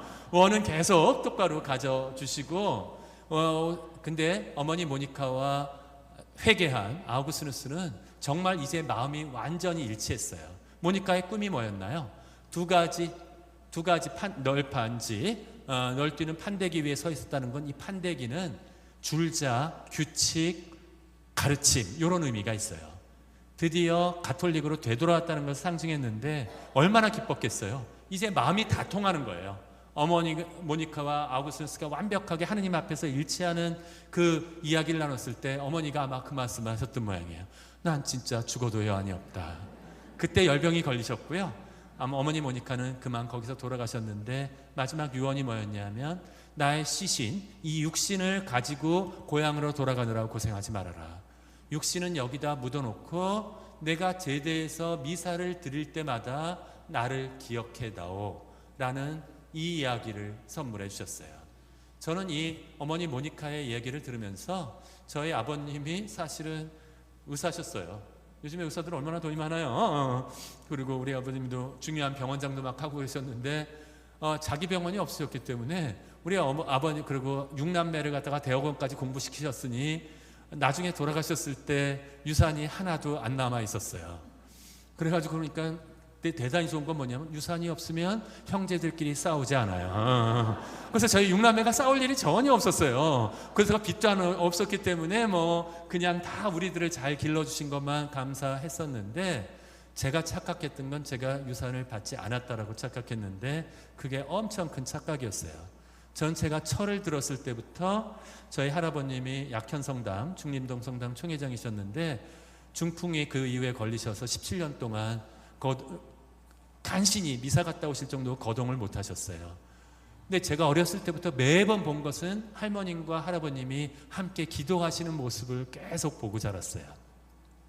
저희 아버님은 의사셨기 때문에 마지막 70세 넘게 일하실 때까지 못 봤지만, 은퇴하신 다음에는 정말 집에서 매일 묵주기도 하시는 거랑 매일 기본으로 평화방송을 틀어놓고 계셨어요.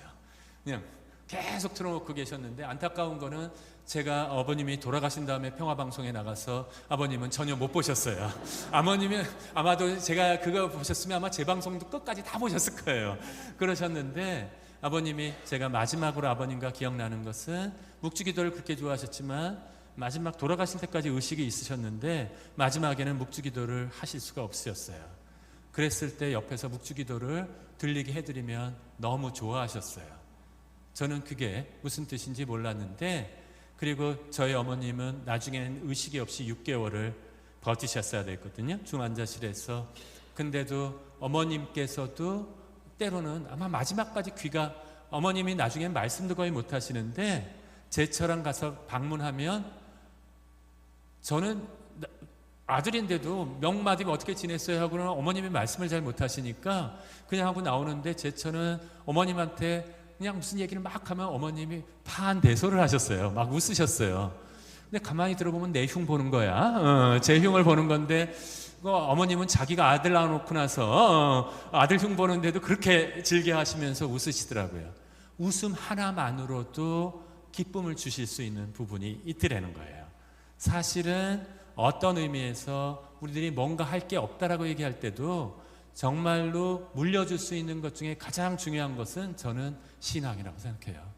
여러분들께서 요즘에 그래도 마주동은 젊은 분들이 많아서 제가 약간 당황했어요. 아주 그냥 이때 표현을 갖다가 다 어머님 아버님을 해서 나타났지만, 여기 나오신 분들은 전혀 걱정이 없고, 하지만 돌아오지 않는 성당과 멀어진 친구들도 여러분들이 진심으로 기도하면서 기다리시면 눈물로 흘리면서 키운 자식은 잘못 망할 리가 없습니다라고 하는 모니카의 말을 믿어주시고요. 한 가지는, 근데 모니카는 몇 년 동안이나 참고 기다리셨을 것 같아요. 6세 때까지만 행복했거든요. 아우구스누스가 33세에 회개했거든요. 무려 27년을 기다렸으니까 그 정도는 아니더라도 여러분들께서 반드시 그 자녀들에 대한 여러분들이 지금 지니고 계신 신앙은 그들에게 물려주실 수 있다면 최고의 선물이 될 것이다 라고 말씀드리고 싶습니다. 이 모니카가 얻은 순결한 기쁨은 최고의 기쁨일 것이고, 여러분들께서 이번 25주년 특강을 통해서 듣게 되시는 이 회개하실 수 있다면 그거야말로 가장 중요한 부분이 될 거라고 생각합니다. 이 우리 김수환 추기경님은 저는 아우구스누스 성인의 말씀을 너무나 잘 따라주신 분이라는 생각이 들어요. 자기를 바보야, 그래서 바보의 나눔이라는 것도 생겼는데, 바보의 나눔에 했던 이분이 회개에 관해서 요약해 주신 내용이 있거든요. 그 내용에 대해서 제가 한번 빨리 읽어드리겠습니다. 회개는 단지 우리의 죄를 뉘우치는 것만이 아닙니다. 죄로 말미암아 자책으로 괴로워하고 우는 것만도 아니요, 더욱이 이 죄의 벌을 피하기 위해 급한 대로 사죄하는 것이 아닙니다. 회개는 하느님께로 마음을 돌리고 하느님께서 주시는 용서와 구원의 은총이 그분의 사랑과 생명이 나의 마음과 삶을 가득히 채울 수 있게끔 내 마음을 열고 내 삶을 여는 것입니다. 회개는 결국 하느님을 전적으로 택하느냐, 하느님을 전적으로 받아들이느냐 아니냐에 달려 있습니다. 자기 자신과 자신의 소유에 대한 애착과 하느님 사이에 두 다리를 걸치고 있는 것이 아닙니다. 아우구스누스는 이걸 뭐라고 얘기했어요? 우리의 소유물들은 사용하는 것이고 하느님은 어떻게 하는 거예요? 향유하는 것이다. 목적으로서 사용하는 것이기 때문에 우리가 회개라고 하는 것은 인상 쓰고 뭐 하는 게 아니에요. 하느님께 온전히 마음을 열고 하느님을 목적으로서 우리가 직장이든지 집안이든지 학교든지 어디에 있든지 우리의 그것을 하느님의 마음에 맞게 살아갈 수 있다면 이거야말로 최고의 회개라고 생각합니다. 아우구스누스 성인의 얘기와 김수환 추기경님의 말씀이 얼마나 일치하는지 한번 봐주세요. 마지막 유언이 고맙습니다. 서로 사랑하세요. 한번 같이 하실까요? 고맙습니다. 서로 사랑하세요. 아우구스누스께서 사랑의 윤리학으로 사랑하라. 그리고 내가 원하는 것을 행하라. 네, 이 말씀으로 제가 드리고 싶은 말씀들 거의 다 드렸고요. 시간들이 거의 다 되었기 때문에 제가 1시간 동안 너무나 급하게 말씀드렸던 내용들에 대해서 한 가지 질문만 드려볼게요. 진정으로 나는 무엇을 향유하고 무엇을 사용하고 있는가? 한번 가서 생각해 보실 수 있기 바라고, 정말로 내가 향유한다고, 내가 사랑한다는 것을 위해서 내가 올바로 시간을 쓰고 있는가 하는 것들을 한번 5분도 좋으니까 요즘에 글 한번 안 써보셨을 테니까 쭉 갈라서 한번 써보세요. 내가 소중하게 생각하는 것들, 향유해야 될, 향유하면서 해야 될 것과 사용하는 것들은 사용해서 어떻게 올바로 사용하고 있는지를 가장 소중한 것들을 한번 글로 써서 맞추어 보셨으면 좋겠습니다. 제가 다 말씀드리지 못한 이야기들은 알수록 재미있는 그리스도교 이야기라고 하는 책에 여기 도서관에 있더라고요. 여기 도서관에도 있으니까 한번 보시기 바라고요. 그 다음에 난 책 읽는 것보다 유튜브가 좋아 하시는 분은 박승찬 교수라고 치면 강의 주르륵 나오니까 한번 그거 보시기 바라고요. 이 교회 책에서 나오지 않아서 잘 안 나와 있는데, 제가 지난번 벌거벗은 세계사에서 정말로 열심히 강연을 했는데 뒷부분에서 딱딱하다고 다 잘라버렸어요, PD가. 그래서 열받아가지고 1년 동안 준비해서 제가 이 책을 써놨는데, 이번에 이라크 전쟁 보면서 정말로 제가 여기 뒤에 우리 차동엽 신부님도 저희가 친구분이었는데 그분이 무지개 원리를 알려주셨거든요. 그 전쟁을 막아서 평화를 누릴 수 있는 7개의 무지개 원리를 써놓았으니까 여러분들 정말로 부모님들의 마음, 자기의 자식을 전쟁터에 내보내기 싫은 부모님들의 마음이 있을 때에만 평화가 전 온다고 생각합니다. 이거를 지금 트럼프가 하는 것처럼 게임처럼 여기게 되는 순간 그 모든 전쟁의 잔혹함이 우리와 먼 일이 되어버리게 돼 있어요. 우리는 정말로 전쟁을 체험한 그러한 분단 국가잖아요. 진정한 의미에서 우리의 회개가 또 다른 의미에서 평화를 선포하는 그러한 것까지 이어질 수 있다면 좋기 때문에 이 십자군 전쟁에 대한 반성, 그리고 우리 다음에 오실 홍성남 신부님 저보다 훨씬 재밌으실 것 같으니 재밌으시다고 소문난 분이니까 얘기해 주시고, 홍성남 신부님이 하신 말씀 중에 제가 공감하는 것이 하나 있어요. 가톨릭 교회는 계속 2000년 동안 잘해온 교회가 아니에요. 근데 사이비종교와 다른 것은 그때마다 회개할 수 있도록 하느님께서 정말로 위대한 성인들을 보내주셨어요. 어긋났었지만 끊임없이 회개했고 제2차 바티칸 공의회 이후 제가 쭉 바라보면서 이만큼 열심히 살아온 적이 없어요. 2000년 중에. 우리들은 이 제2차 바티칸 공의회의 세례를 받았고 우리 경동현 실장님도 계신데 이 제2차 바티칸 공의회의 정신, 시노달리타스의 정신을 이미 마두동은 잘 살고 계시겠지만 이 25주년 특강을 통해서 성년으로서의 25주년 이후에 마두동 성당은 훨씬 더 성장하고 하느님을 향유하는 교회가 되실 수 있길 바라면서 특강 마치도록 하겠습니다. 감사합니다.